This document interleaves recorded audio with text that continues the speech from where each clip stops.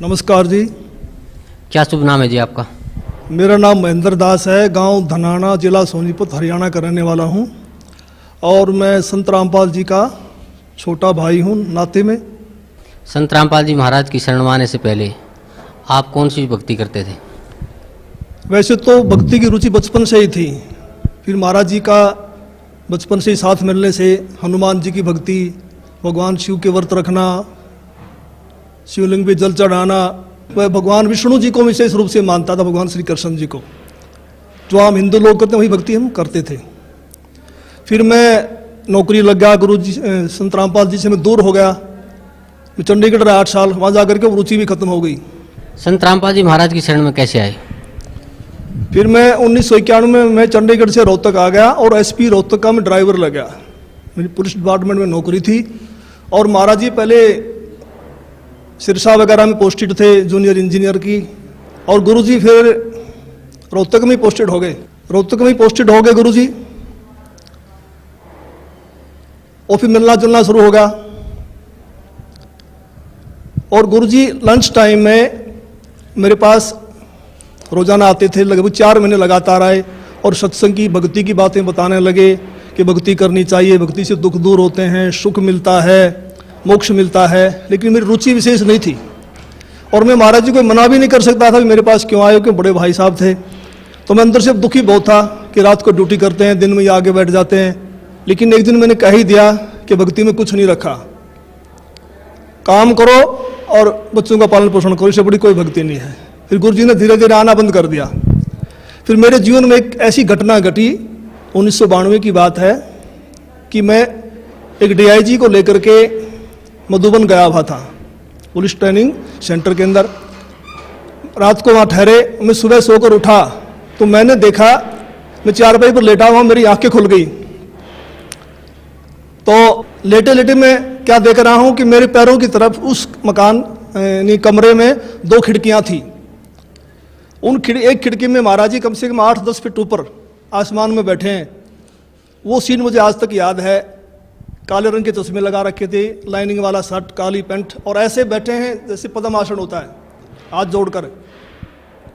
तो संत रामपाल जी की तरफ 2 पैर दिखाई दे रहे हैं, घुटने से नीचे बिल्कुल लाल रंग के, जैसे सूर्य सुबह निकलता है। तो मैं देख कर डर गया। मैंने अपनी घड़ी देखी, द्वार पे एक घड़ी लगी हुई थी, उसको देखा भी 7 बज गए हैं। दूसरी खिड़की से देखा तो शहतूत का पेड़ है, चिड़िया बैठी हैं। लेकिन मैं ये सीन क्या देख रहा हूँ, कम से कम 5 मिनट मैंने सीन को देखा।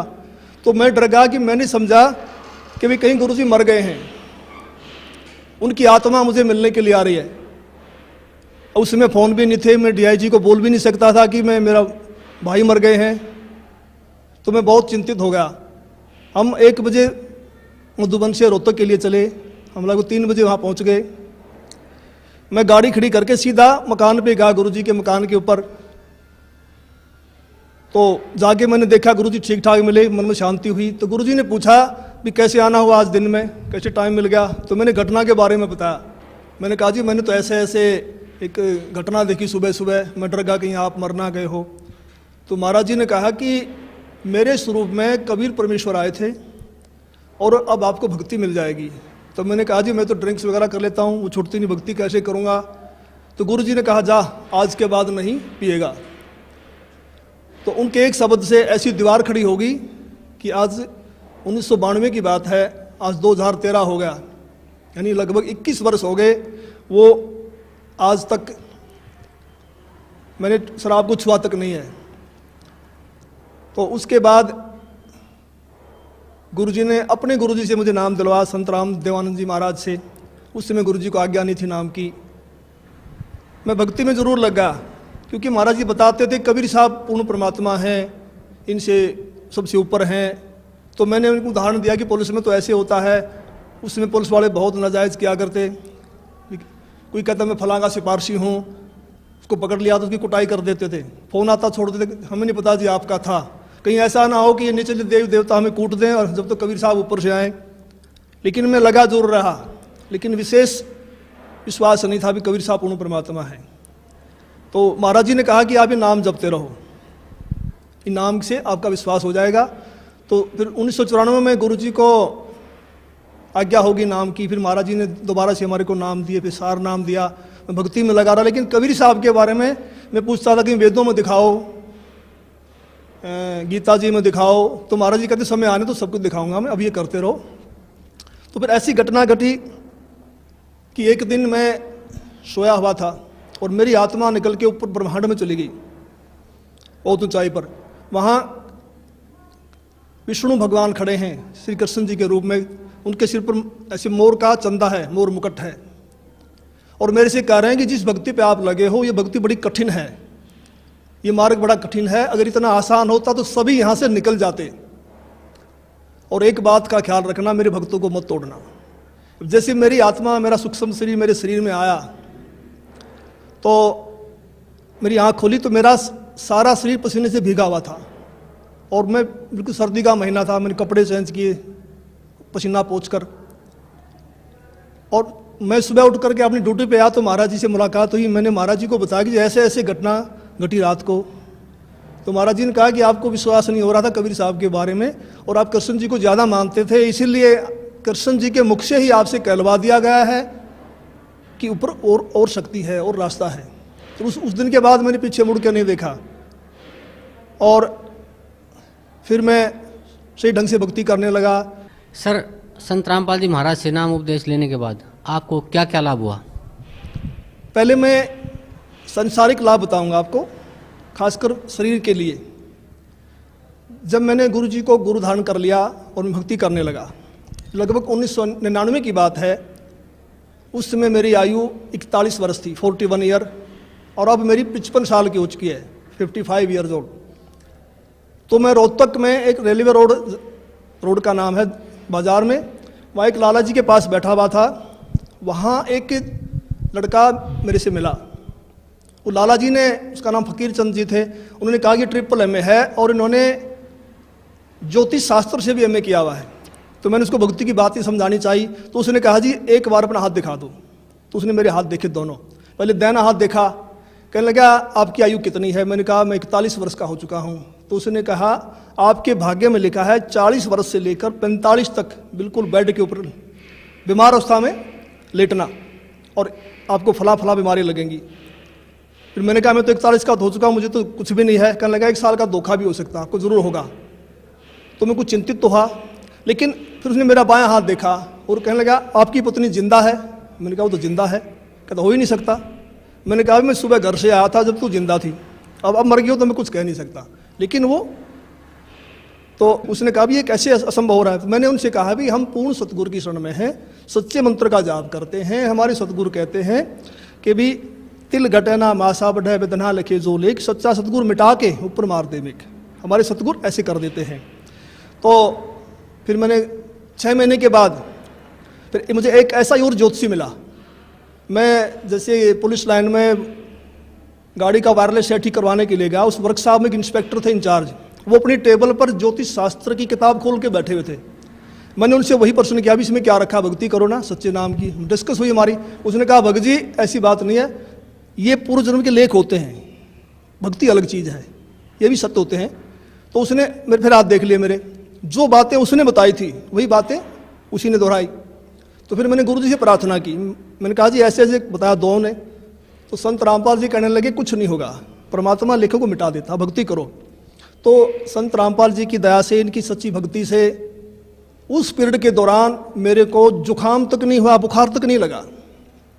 और आज मैं 55 वर्ष का हो चुका हूँ, मेरी पत्नी भी जिंदा है।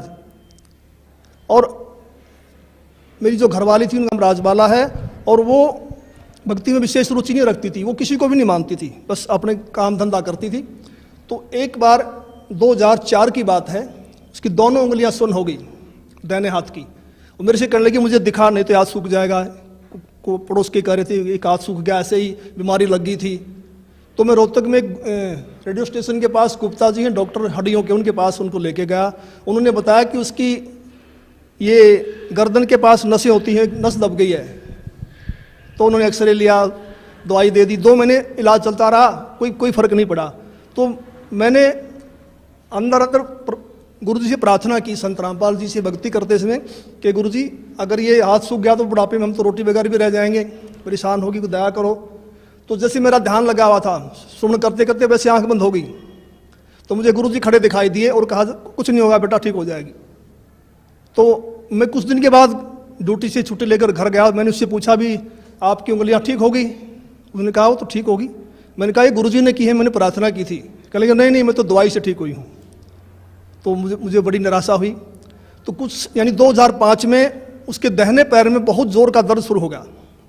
मैं उसी डॉक्टर के पास फिर लेके गया, गुप्ता जी के पास। गुप्ता जी ने फिर एक्सरे किया, फिर कहा भी रीढ़ की हड्डी की नस दब गई है, इसलिए उससे पेन है। उसने दवाइयाँ दे दी 1 सप्ताह की। मैं दवाई दिलवा करके बरवाला में सत्संग चल रहा था गुरुजी का, उसमें आ गया। तो उसने फ़ोन करवाया चौथे दिन, कह लगी मुझे कोई आराम नहीं है और मैं तो मर रही हूँ, तो तू सत्संग में धक्के खाता फिर रहा है, क्या रखा है सत्संग में, आ करके मुझे दवाई दिलवा।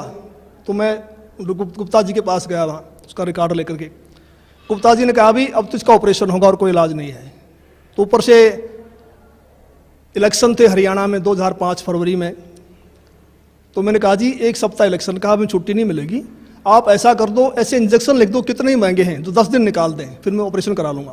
तो उन्होंने इंजेक्शन लिख दिया। मैं दवाई लेकर के पुलिस लाइन में जाके अपने बॉक्स में रख दिए। सुबह ड्यूटी करके फिर जाऊँगा घर। तो मैं रात को 2 बजे उठा, तो मुझे बड़ी वही चिंता हो गई भी क्या होगा, तो बड़ी रो रही है, बड़ी तकलीफ है उसको। तो मैं भक्ति करके सुबह का नित्य नियम करके अपने सुमन करके मैं दोबारा सो गया। और सोते समय मैंने प्रार्थना की कि हे परमेश्वर, हे गुरुदेव, ठीक तो आप ही करते हो, अब की बार ठीक भी करो और ये एहसास करवाओ कि आपने ही किया है, करने वाले तो आप ही हो। तो मैं ड्यूटी करके शाम को 5 बजे घर गया। तो वो अपने काम धंधे में लगी हुई थी। मैंने उससे पूछा भी मैं तो 1000 रुपये की इंजेक्शन ले यार, तू ठीक है तो फ़ोन कर देती, इन दवाइयों को मैं वापस कर देता। तो उसने कहा मैं तो ठीक होगी। मैं कैसे हुई? कहने लगी मैं सारी रात रोती रही, 3 बज गए, मैं दीवार के ऐसे कमर लगा के रो रही थी। तो मुझे गुरुजी दिखाई दिए, मेरी आंख बंद हुई कुछ सेकंड के लिए। तो गुरुजी ने ऐसे हाथ किया, ठीक हो जाएगी बेटी, कोई बात नहीं। कहता उसी समय मेरा रोग बिल्कुल ख़त्म हो गया। तो फिर मैंने कहा अब तो भक्ति करेगी ना? कहने लगी हाँ अब करूँगी। तो आज तक उसको दर्द दोबारा नहीं हुआ है। और अनेक गुरुजी ने हमें सुख दिए। सबसे बड़ा तो मानसिक सुख होता है, मानसिक शांति, वो हमारे को संपूर्ण रूप से मिली हुई है। एक दिन संत रामपाल जी करनाल के अंदर एक भगत के घर गए हुए थे। हाँ, सतगुरु जी ने 3.5 घंटे के लगभग सत्संग किया।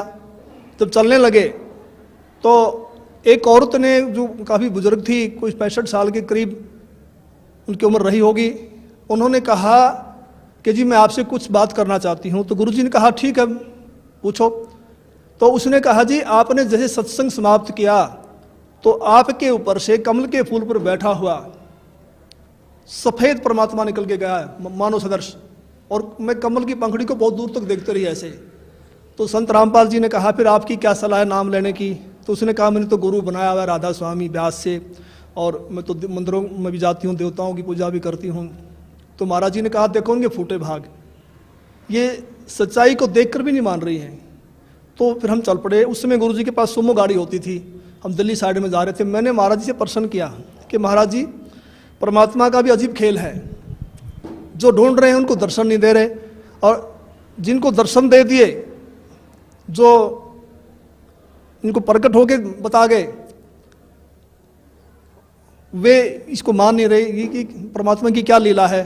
तो महाराज जी ने कहा ये बुद्धि से परे का विषय है और इसको आप नहीं समझ पाएंगे। फिर मैंने कहा जी बताओ, दया करो। तो संत रामपाल जी ने बताया कि ये औरत 600 वर्ष पहले जब कबीर परमेश्वर आए थे उनकी शिष्या थी।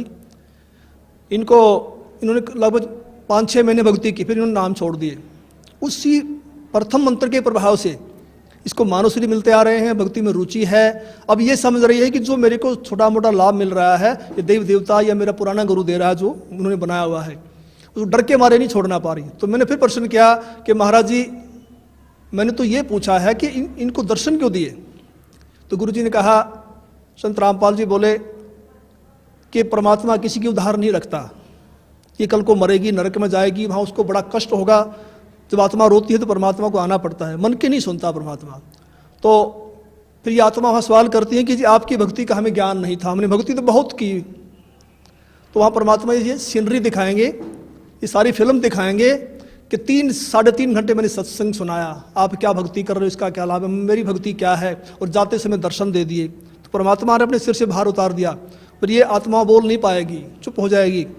तो मेरा भगत समाज से यही बार बार निवेदन है कि ऐसा मौका बार बार नहीं आता, तो संत रामपाल जी की शरण में आकर के अपना आत्म कल्याण करवाएं। सत साहिब। धन्यवाद आपको बहुत।